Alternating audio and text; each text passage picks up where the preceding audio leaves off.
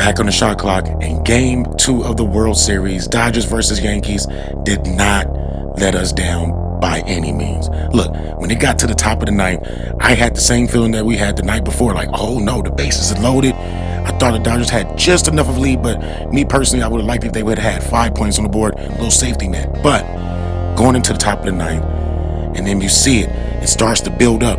They got the bases loaded. I'm like, oh man, here we go. Yankees getting ready to tie this up 1-1. And then they didn't. They didn't. Again, we got one guy that got hurt, so hey, we send our prayers to you. But I'm telling you, this Dodgers team is special. And I just can't wait to see what they get ready to do once we get to New York.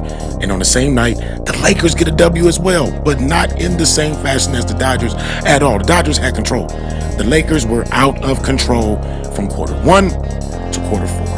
We had 5 or 6 different Laker teams that played last night. 100. We had a Laker team that started off the game looking like, hey, we know the offense. And then middle of the first quarter, it was like, hey, what are we doing? Then the second quarter came, it's like, hey, what are we doing? It was just, I didn't understand what was happening. But eventually, here's the thing about the J.J. Redick team. They got back to what they were supposed to be doing. They slowed it down.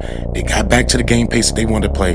Because again, you got to keep in mind, Sacramento doesn't want to play slow. They want to go back and forth. And DeRozan looked good in the Sacramento Kings purple and that secondary color they got. 100. He was out there hitting 3. I think he was 2 for 3 for 3. Hey, glad you found your home in Sacramento. But guess what? Lakers are 3-0. And that's the shot clock. Hey, thank you for tuning in.